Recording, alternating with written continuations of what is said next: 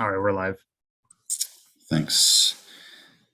Thank you, everybody, and welcome to the Revenue Subcommittee meeting for Tuesday, March 15th, 2048, it feels like at this point in session. We are going to discuss three bills today. The first is HB 1486, which is the motor fuel tax-free period bill that we just heard. There is an amendment that was just sent around, and I know people may not have had time to look at it in detail. So what this amendment does, in essence, is it accounts for the portion of motor fuel that has already been purchased by retailers and is sitting in their tanks, and on which they've already paid tax.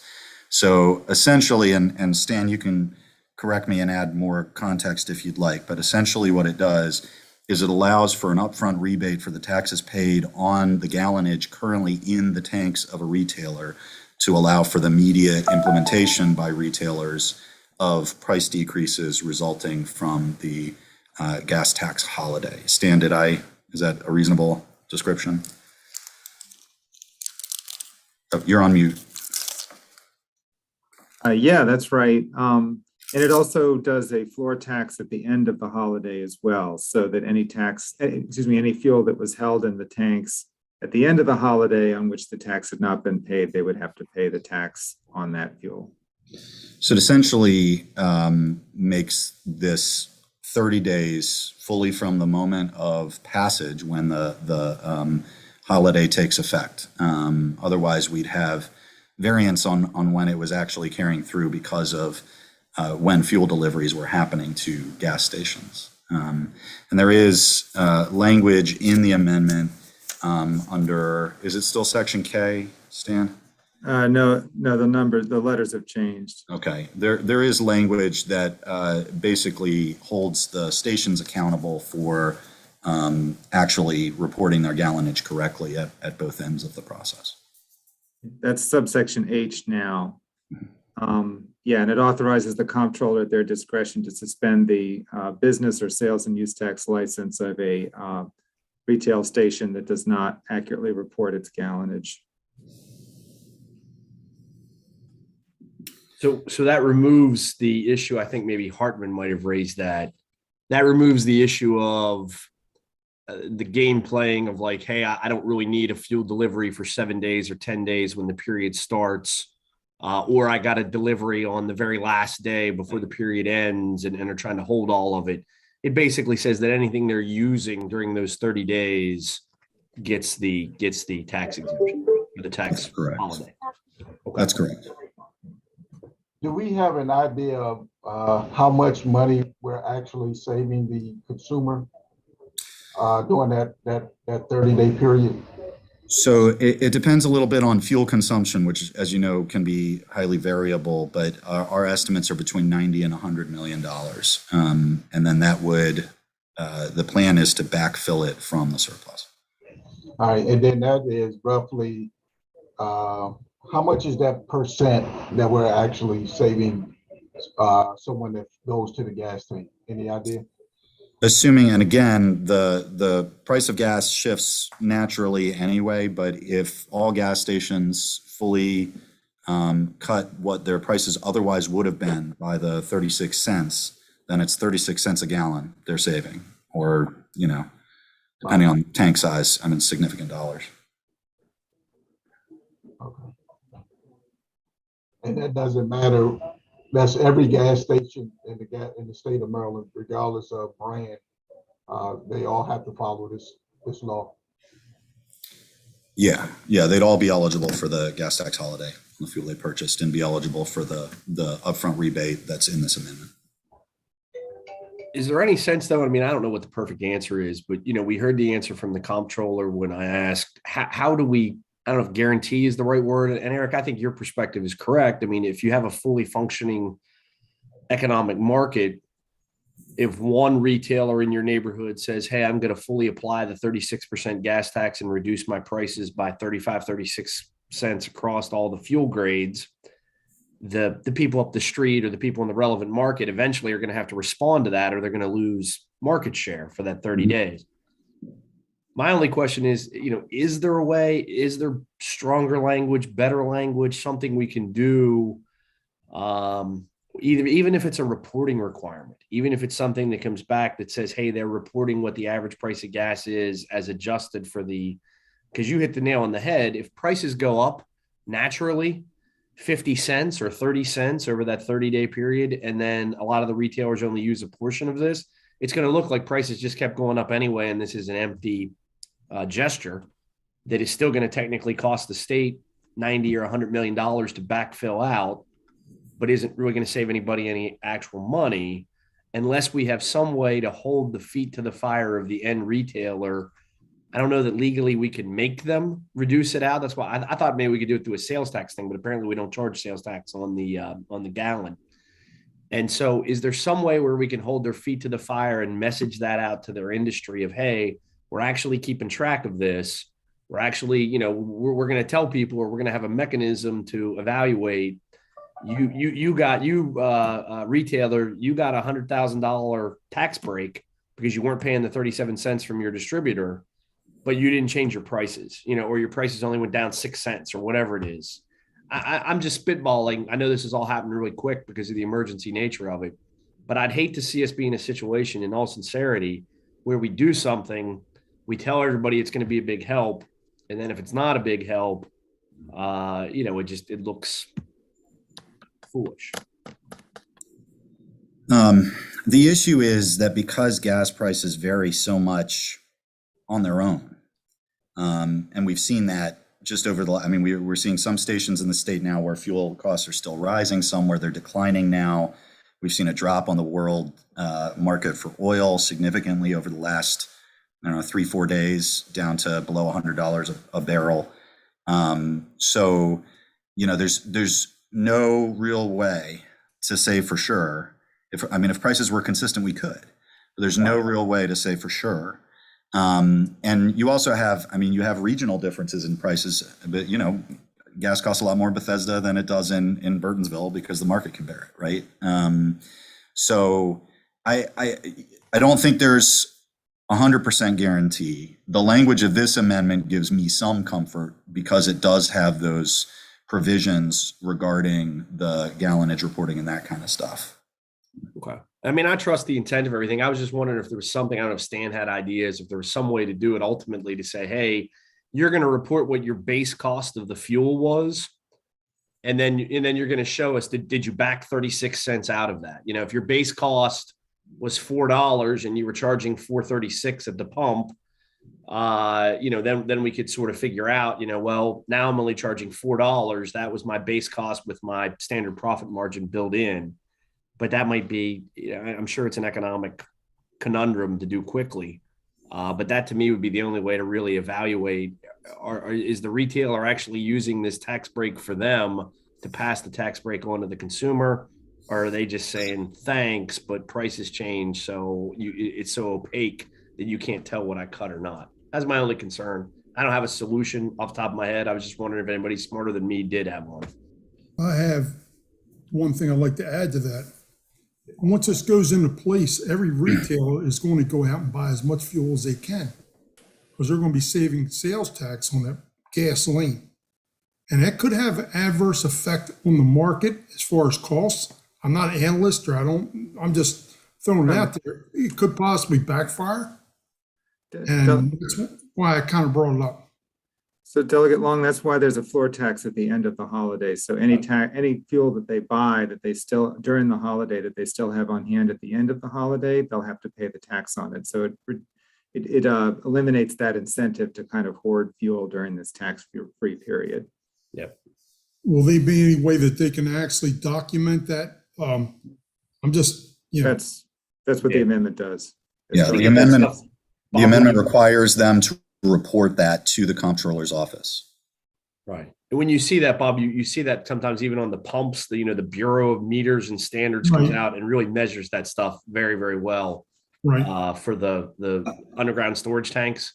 Right. I did some litigation about that. Was the only reason I know anything. They have a very good system that they can actually measure in real time how much is stored at most modern stations. Maybe some old 1960s, 1970s stations don't, but anything built in the last 30, 40 years, is pretty well set up. I just knew they used to take a stick and put it in the ground, or, in the fuel tank, and that's how they measured how much fuel was in the tank.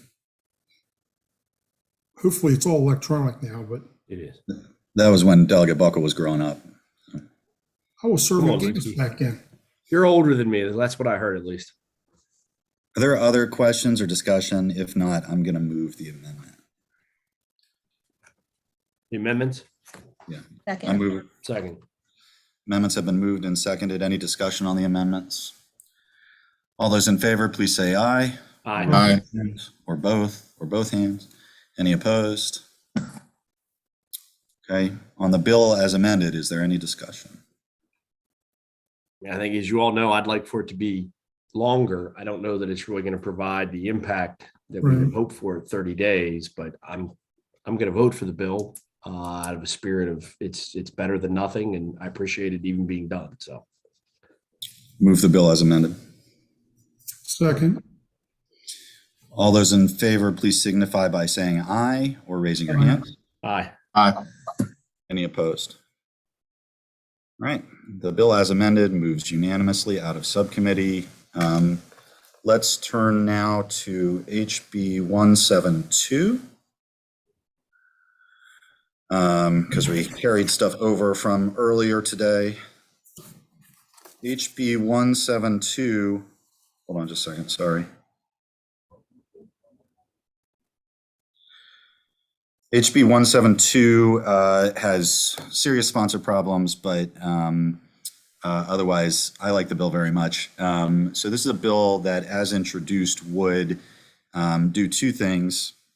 Restore a tax deduction which had previously existed because it existed in federal law and carried through to state law, but disappeared as a result of the Trump tax cuts, and also require an add back for corporations that were engaging in union busting activities. The amendments in front of us, which are compromise amendments, would remove the add back portion of it, but allow a deduction of union dues up to $300. This is in keeping with existing deductions that exist for other folks, for fees associated with a profession and memberships associated with a small business and things like that. So that's the context of the amendments. Are there any questions on the amendments? All right, I move the amendments. Second. Second. Amendments have been moved and seconded. Is there any discussion? All those in favor, please signify by saying aye or raising your hand. Aye. Any opposed? Delegate Buckle. Is there a motion on the bill as amended? Move favorable. Oh, I thought we were voting on that. Never mind. Yeah, that was just the amendments. I love your amendments, man. Very good job. Okay, the bill as amended has been moved. Is there a second? Second. Any discussion? All those in favor of the bill as amended, please signify by saying aye or raising your hand. Aye. Any opposed? Delegate Buckle. All right. That bill is recommended favorably. Finally, we have HB 478 up for discussion. I wanted to give, because there's a lot of pieces to this bill, and I apologize. I'd been trying to schedule it for the last couple of weeks, and it kept getting pushed back for various reasons. But my personal hope is we can move some version of this bill this week, but wanted to give folks an opportunity to discuss the bill, talk about their thoughts about the bill, and recommend potential amendments to the bill because it's such an extensive bill. But I'll start out by asking the sponsor if she would briefly explain sort of what is in the bill. Thank you, Mr. Chair. So as a reminder, this is legislation to reform the enterprise zone tax credit program. Last year, this subcommittee decided to send this bill to an informal summer study. We had representatives from MACO, MML, Department of Commerce, and a couple members from this subcommittee who participated in that process with me. And the end result from those meetings, I think we've met 9 times over like 6 months, was the legislation that's before you. MML is supporting the bill. MACO and the Chamber of Commerce are neutral on the legislation. But basically, the big picture on this bill is that it's trying to put some financial safeguards into this these tax credits like we have for a number of other economic development tax credits in Maryland. And there are a lot of pieces, so happy to take questions on anything in particular.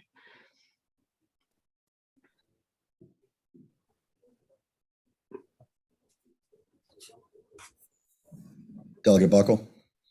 Thank you. Delegate Polakovich-Carr, and I appreciate you giving me some opportunities to have some input, or at least to listen. And I really appreciate you. You always try to make these credits better or more effective to the greatest extent possible. My heartburn with it, I guess, in so many ways, is some of the local business development entities, and I'm particularly looking at places closer to where I live, not my county per se, but Washington County suggests that they've been able to use these zones fairly effectively. And they had some pretty significant concerns, both their government workers in business development, as well as their private sector people through their Chamber of Commerce. Basically, I think about the limitations that were in the bill with the census tracts, and also with the sunset. And so is there any way to sort of accommodate those concerns? The one thing I don't want to do is change this and then see the folks who maybe it was working for. I don't think it's working for some counties in some areas. I'd love to modify it so it works better for them, but the places where it is working, let it continue to work.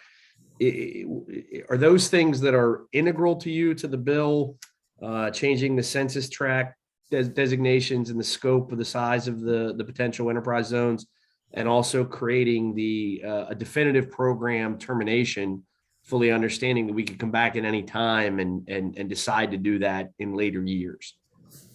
Thank you, Delegate Buckle, for those questions. First of all, I'll say that the reforms that are in the bill are fully prospective. So enterprise zones that have already been designated and approved and already exist out there in the real world are not actually impacted by the proposals that are in the bill. Really, it is just for new designations or redesignations after a zone expires after 10 years, or expansions of zones that get impacted. So even if there's a business that is located in a current zone that isn't getting the credit yet and decides, after this bill passes, that they want to get a credit, they still operate under the old rules. This program actually has very strong grandfathering language already in statute.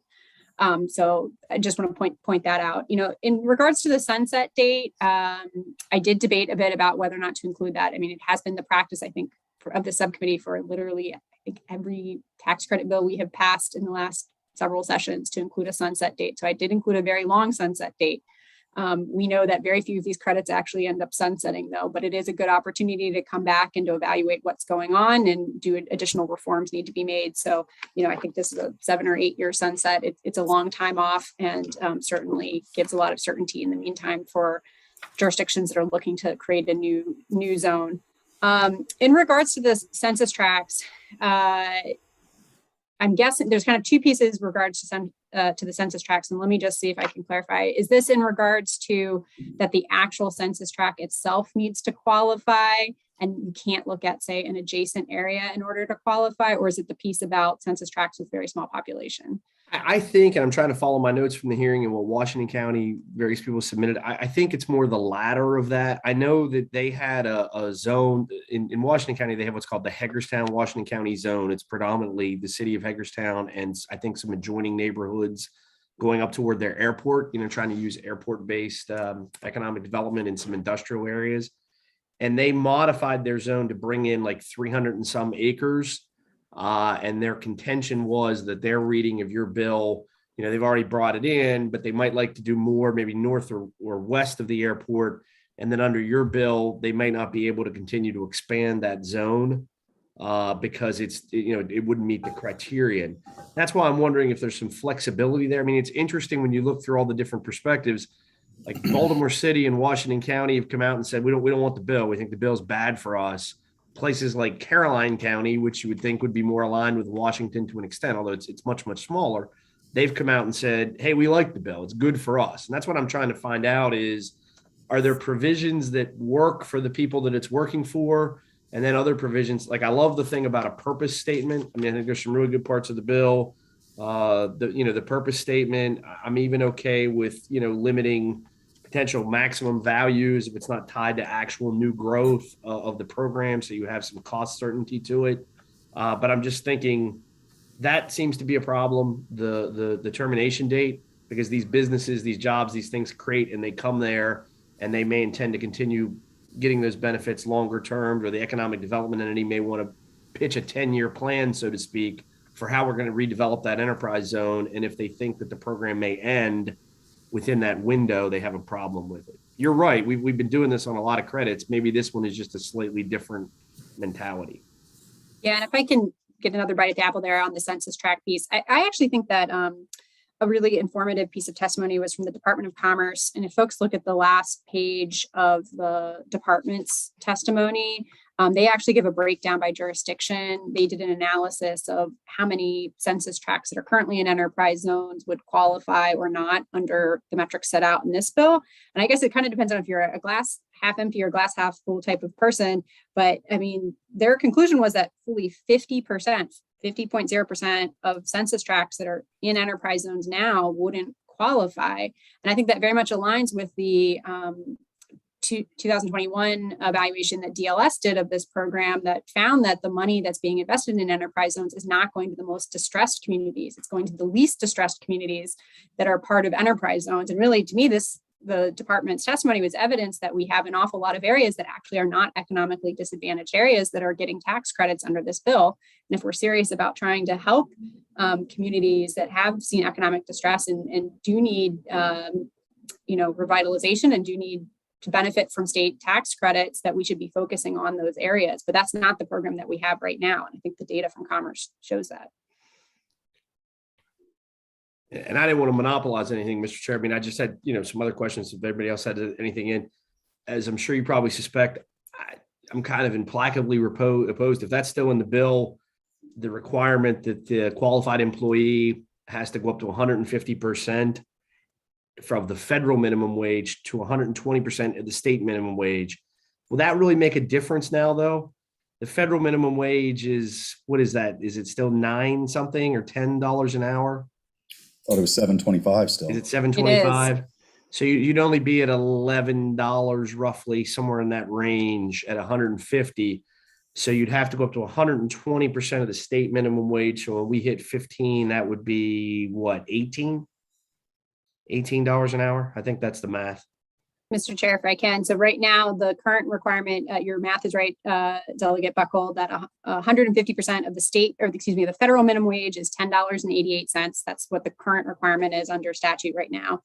Our current state minimum wage is $12.50. So right now, anybody who creates a minimum wage job in the state of Maryland automatically qualifies for this tax credit, which doesn't make sense. 120% of the state minimum wage is $15 an hour. And I don't have a big problem with that. I've had problems in other bills where we try to take it 150% of the state minimum wage. So if this is only 120% of the state minimum wage, $18 an hour, I think that's pretty rational. Do you have a concern? I'm just reading through some of the Department of Commerce testimony. Their suggestion is that under the metric that's being offered about you can't designate new zones if you've already hit, or you think you're going to hit the $60 million property tax credit cap. They said that this would delay or possibly prevent the enterprise zone designations that just happened for Prince George's County and the expansion that I think I alluded to for the zone for Washington County. Is the cap absolute? I mean, where did the 60 million come from? Is it based on a factor, or is it just what the program's always done and we want to keep it there?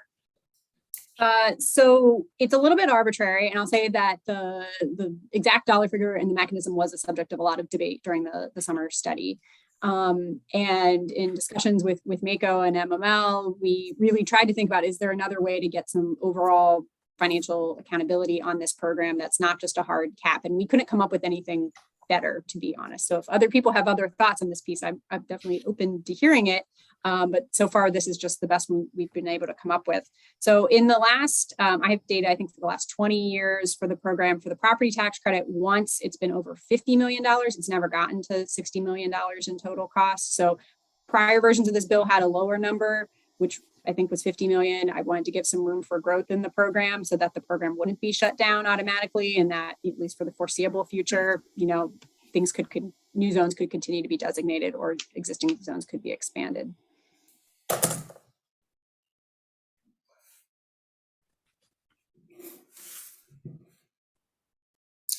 Is there any provision in the bill for zones that are currently in the pipeline? What happens to them? Will they be operating under these new rules or the old rules? I believe they would be operating under the new rules. I'm open to if we wanted to, draft something for, I'm actually not sure in Commerce. I see there's some people from Commerce on here. If they know if there's any counties that are currently in the renewal or application process, that could be relevant, and I'd be open to addressing that. Jen, Lonnie, do you all know off the top of your heads whether there are zones currently working through the process? I do not, but I will ask Lonnie to answer that. Okay. So Washington County is actually going to need their zone renewed by the end of the year. So if this has an effective date of July 1st, 2022, then they will be impacted by the changes here. As far as the questions of when these will hit, whether they will impact businesses that are currently doing things now, the statute says that the business has to be moved or located into the zone during while it's designated. So if they're already in the zone now, building, constructing, they should be fine under the existing rules if they're already an existing enterprise zone. That of course will change if the zone is renewed and then there's a new business that moves in.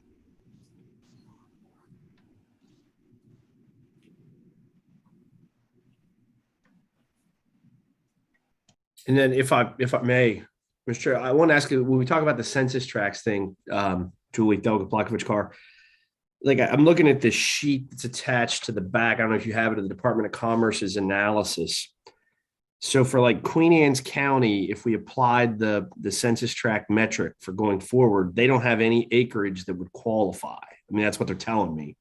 So 100% of Queen Anne's County would be out of the enterprise zone program. I don't know why that is necessarily, and then 89% of Baltimore County would be, which kind of surprises me. Baltimore County has a lot of industrialized and some sort of underserved communities within it, but 89% of their county would be out essentially of qualifying for an expansion of a tract. And that's one of my concerns. I mean, my county is not that bad. It's only 41%. That makes sense. We're on the low end. But some of these counties, if we did it that way, would probably have very little chance to do new enterprise zones beyond what they have. And that's why I'm asking, like, you're the bill sponsor, you put a tremendous amount of effort into this. Is there any way that we could maybe excise that portion of it out and say, hey, we just care about how many of these you're putting in. We care about the overall cost caps. We don't care so much as to where you're putting them, as long as the locals and Commerce think that they're meeting the effective goals of the program. I guess I would push back actually maybe on the premise of the question, because this analysis from Commerce was just looking at the existing acreage that is in an enterprise zone. It's not prospective as to other parts of those jurisdictions that could qualify to be in an enterprise zone. So from your example of Queen Anne's County, I don't know, there could be other spots in that jurisdiction that would fully qualify under the bill. It's just what they've currently designated aren't actually economically distressed areas. I mean, as with any bill, anything's up for conversation. I'm happy to continue this conversation, here or offline. But I guess to me, if this program is really supposed to be about helping economically distressed areas, what we're seeing is we are helping some economically distressed areas, but we're helping some areas that don't need help so much. And there's other credits and programs in the state of Maryland that exist to help businesses in those areas. All right.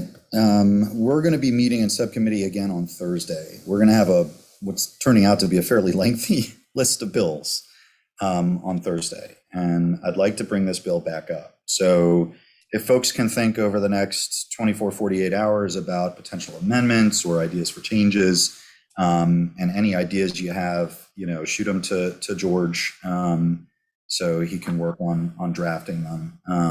And I'm sure Delegate Polakovich-Carr is available to debate any details of the program And we'll go from there. Does that work for everyone?